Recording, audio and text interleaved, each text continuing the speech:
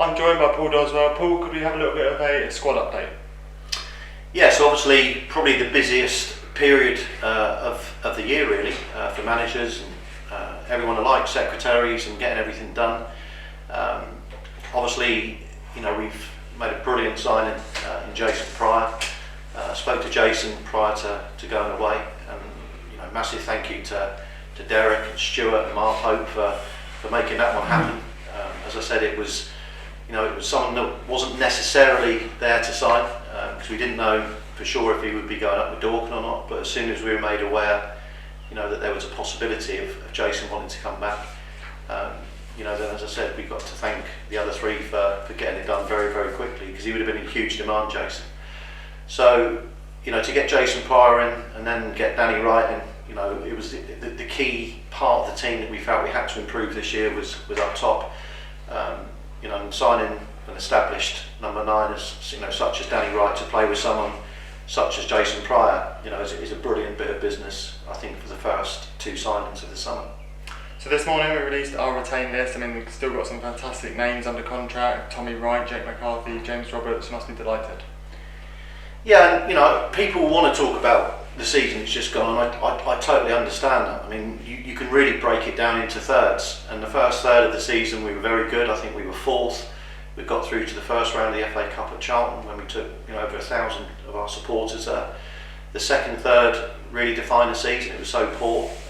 The injuries that kicked in, 8 players injured for over 8 weeks in that period of time, and we just couldn't recover. It was a difficult spell, probably one of the most difficult that I've had, and Verdi's had, and probably Jamie's had in our management and coaching.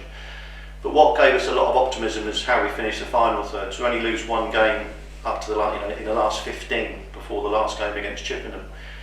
So two defeats in 16 with that squad that we had. We knew that, we've always known that the majority of the squad were good enough, and we feel that just by adding 3 or 4 players, that's all we're looking to do. There's a couple of more signings that are already done. I'm pleased to say as well that Jake Andrews has agreed to sign for next season. He'll be back on June the 28th with the rest of the squad, and someone who for me is probably one of the most best technically gifted players that I've seen. But when he came to us, he'd missed 4 or 5 months of pre-season and the season, and we never saw the best of him because of his fitness issues. With Jake again, he's going to work really hard between now and June the 28th. He's going to come back fit, raring to go, and I think with Jake Andrews we've got another top player for this level and the one above. It's almost like, I know he was here last season, but it's like an added bonus to have a really fully fit Jake Andrews.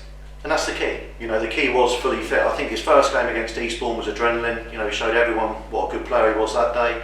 We didn't see the best of Jake, and by his own admission, he wasn't fit enough or strong enough at that point. But with football, if you don't play enough games, or you miss a pre-season, or you miss 4 months as he did, it's very difficult playing catch-up. And we saw glimpses. Beautiful, technically gifted goal at Welling. But what he gives you is unbelievable quality from set piece. Both Pryor and Wright will feed off of crosses, and that Jake Andrews will produce cross after cross, which not all wingers can do. With Roberts on the other side and another potential signing that we've got coming in who is a winger, we need to give those front 2, front 3 ammunition. Wright's arriving late in the box as well, Tommy. So that's the key to it, is making sure they get good quality in the box. I think we've obviously got Josh Pasley, who's a fantastic crosser with the ball, and Joe Newton on the other side as fullbacks. But certainly in front of those, I think Andrews, Roberts, and the new signing that's going to be named tomorrow will give us that quality that we need to get in the box. And with the retained list, what comes with that are some players that have been released from the club? Yeah, the Manny Duka one was probably the one that we should talk about, because Manny was all done and dusted. We were signed, ready to go on the option, and unfortunately Manny, at the end of the season came to us and I think had some private issues in Holland and had to get home and wasn't sure of what his personal circumstances would be. So Manny for that reason hasn't panned out, which is why he was on a release list as such. But the others, as I said, I think Trolley did a brilliant job for us. Very good young talented player, and he'll go back to Aldershot now and obviously try and get into their first team and progress his career. Stephen Payne, again, 7 goals in 14 games, did a great job for us. He's currently back at Chesterfield, certainly to the end of June.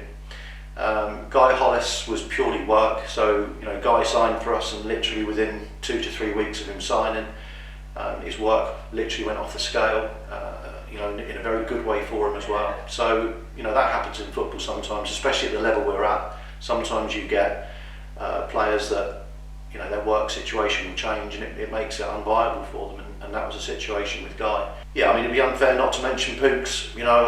Obviously we signed him in the first year. Again, credit to this football club, the chairman and the CEO, that I think we stood by Godfrey for that second year.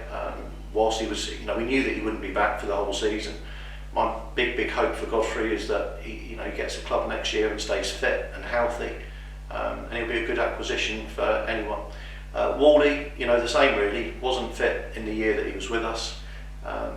We felt we had to bring in Pryor when he became available, and obviously I'd already made contact with Danny Wright, so Alex is again another footballer who no doubt will go on and have a good season next year. And Scott Rendell, probably for me the most unfortunate one. We were very keen to keep him around if we could. He made a real impact on the coaching side. We brought him into the forward coaching aspect of it, but we've all got budgets to keep to, and as I said, the priority for me was getting right, and once Pryor became available, it made it very difficult really to get anybody or keep anybody else.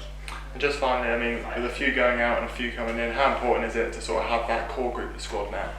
That's what I spoke to the chairman and Stuart about. We're all confident that the core group, if they stay fit, is a good core group. And add in Pryor, add in Wright, and as I said, we've got 2 new signings coming tomorrow. One is a centre half that I'm very excited about. He's quick, he's strong, aggressive, played at this level. And then the other lad that we've got coming in, who's a winger, will provide ammunition for those 3 strikers that we've got. I think he's a different type of winger. He's got unbelievable pace. And I'm really excited about those two. They're 2 younger signings that are coming in, sort of 2 of our ones that, a bit like Joe Newton, they know the level, they've played enough games at this level, but they're still young enough to go and potentially make themselves a really good professional career. So I've always felt that's our job as a club. We try and sign 22, 23-year-olds that can come in, and if they do well, then we always push their cause to see if we can get them into the Football League, and that's no different, I don't think, with the next 2 signings that are going to be announced tomorrow. Very excited about that. Lovely, well thank you very much. We'll catch up tomorrow. Cheers, Ed.